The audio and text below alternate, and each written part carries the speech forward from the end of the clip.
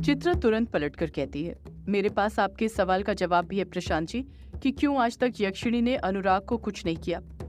प्रशांत तुरंत चित्रा से पूछ पड़ता है, क्यों भाभी जी, बताइए मुझे, मैं सब कुछ जानना चाहता हूँ। चित्रा हिम्मत करते हुए प्रशांत को राज की बात बताते हुए कहती है, क्योंकि अनुराग एक भक्षानर है।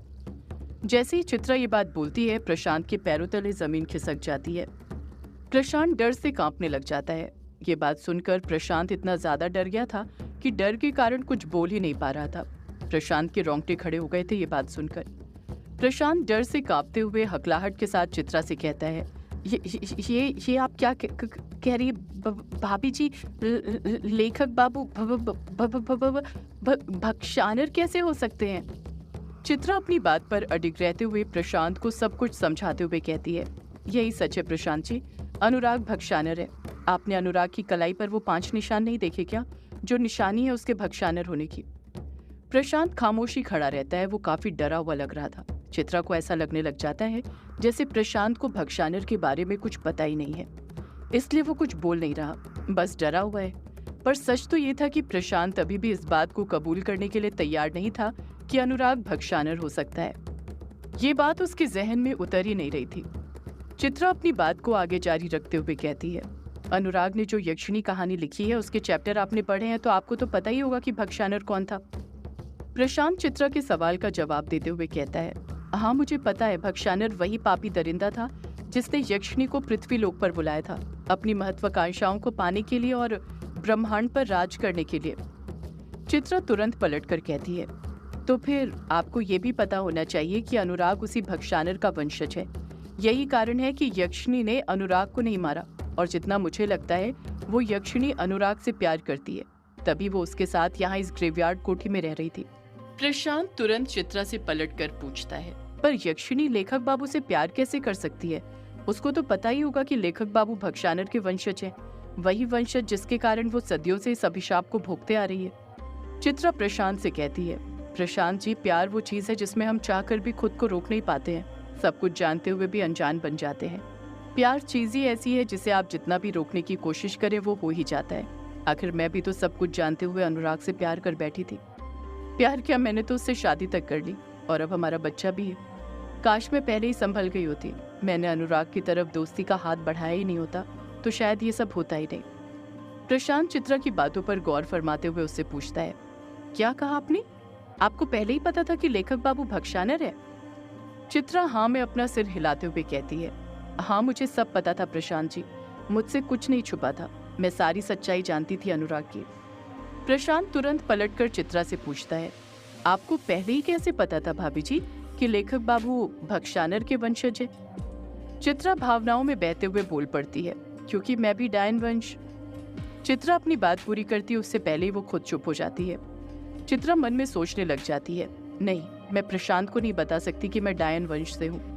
अगर मैंने इसे ये बात बता दी तो शायद ये मुझसे डरने लग जाए, इसे ये ना लगने लग जाए कि मैं बाकी डायनों की तरह हूँ। नहीं, अभी प्रशांत को अपने बारे में कुछ भी बताना ठीक नहीं होगा। जब वक्त आएगा तब मैं खुद इसे सारी सच्चाई बता दूंगी। प्रशांत चित्रा पर दबाव बनाते हुए फिर उससे पूछ पड़ता है, अब चुप क्यों हो गई भाभी जी? बताइए ना, आपको कैसे पता था कि लेखक बाबू भक्षानर है? चित्रा बात को पलटते हुए कहती है, मुझे कैसे पता चला, क्या पता चला, ये सब जानना अभी उतना जरूरी सवाल नहीं है प्रशांत जी। अभी मुझे क्या पता करना है वो जरूरी सवाल है। प्रशांत चित्रा को एकटक देखते हुए उससे पूछता है, अब आपको क्या पता करना है भाभी जी? चित्रा झट से प्रशांत से कहती है, यक्षिणी के बारे में, मुझे यक्षिणी के बारे में पता करना है प्रशांत जी। प्रशांत हैरानी के साथ अपनी दोनों भवें ऊपर उठाते हुए कहता है, क्या कहा? यक्षिणी के बारे में? आपको यक्षिणी के बारे में क्या पता करना है भाभी जी?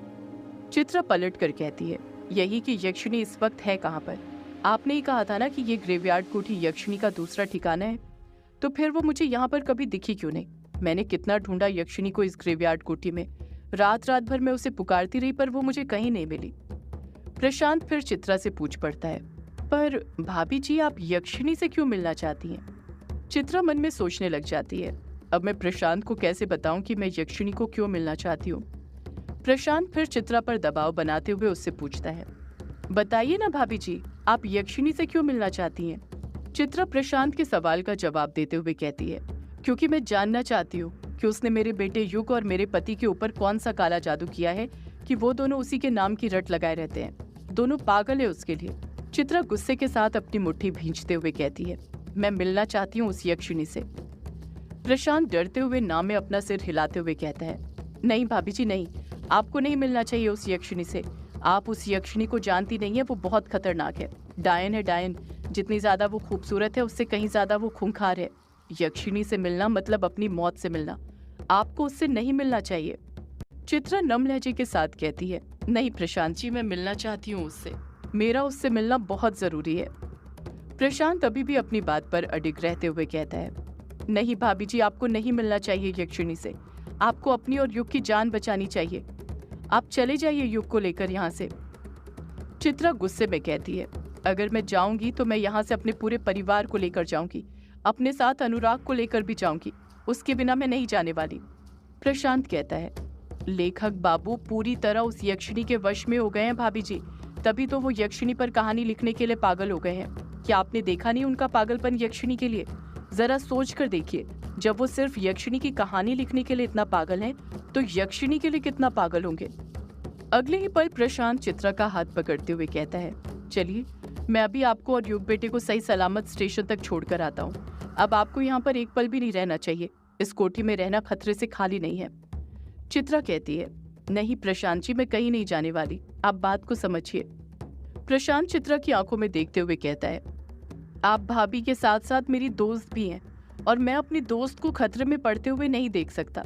आपको ये कोठी छोड़नी ही होगी। इतना कहकर प्रशांत चित्रा का हाथ खींचते हुए आगे बढ़ने लग जाता है। जैसे ही प्रशांत 2-3 कदम तेजी के साथ आगे बढ़ाता है, चित्रा के कदम भी अपने आप आगे बढ़ जाते हैं।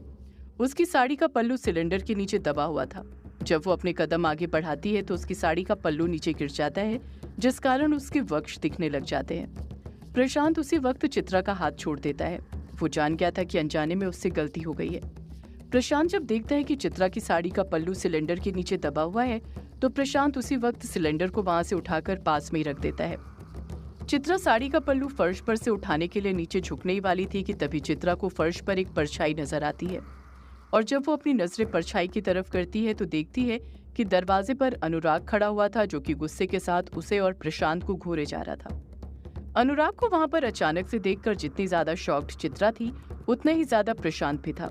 चित्रा तो यही सोचकर डरी हुई थी कि कहीं अनुराग ने उसकी और प्रशांत की बातें सुन न ली हो। इसी वजह से वो डर से कांपे जा रही थी। अनुराग को दरवाजे पर अचानक से देखकर चित्रा जल्दी से फर्श पर से अपना साड़ी का पल्लू उठाती है और उसे अपने बदन पर वापस से लपेटने लग जाती है।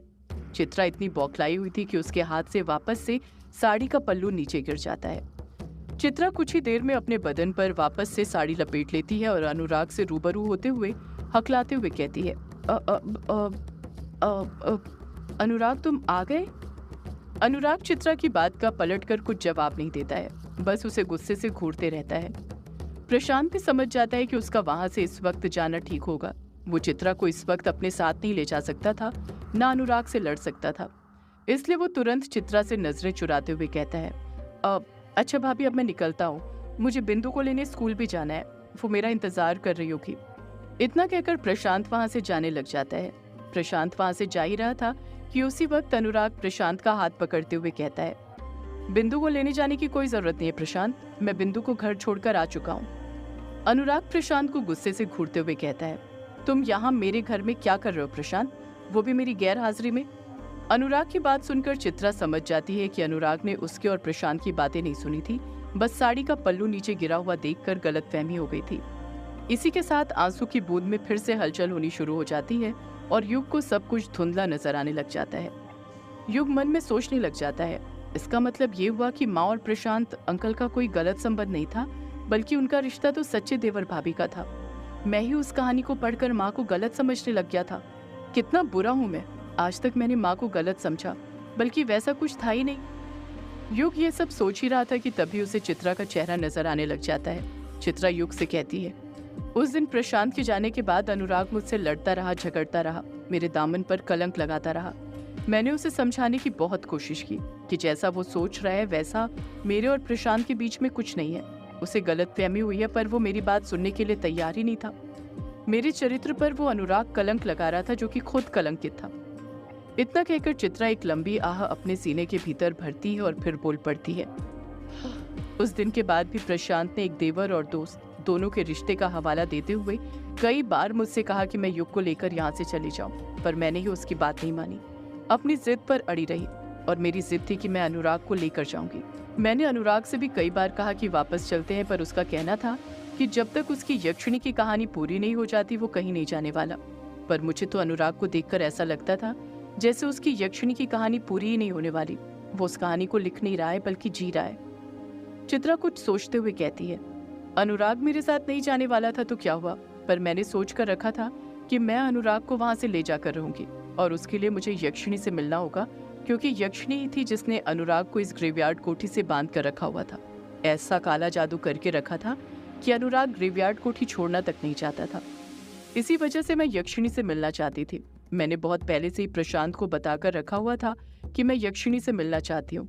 वो ग्रेवयार्ड कोठी में तो है पर मेरे सामने नहीं आ रही और मैं उसका सामना करना चाहती हूँ। पहले तो प्रशांत ने हमेशा की तरह मुझे मना ही किया कि मुझे उससे नहीं मिलना चाहिए, और फिर मेरी जिद करने पर उसने ही मुझे एक रास्ता दिखाया। कहा कि अगर यक्षिणी मेरे सामने नहीं आ रही तो मुझे उसके सामने जाना चाहिए, उस जगह जाना चाहिए जहाँ पर यक्षिणी हर अमावस्या और पूर्णिमा की रात जाती है। युग बड़े गौर से और खामोशी के साथ चित्रा की सारी बातें सुनता रहता है। चित्रा अपनी बात पूरी करते हुए कहती है, और वो जगह थी किश्नोई नदी का घाट।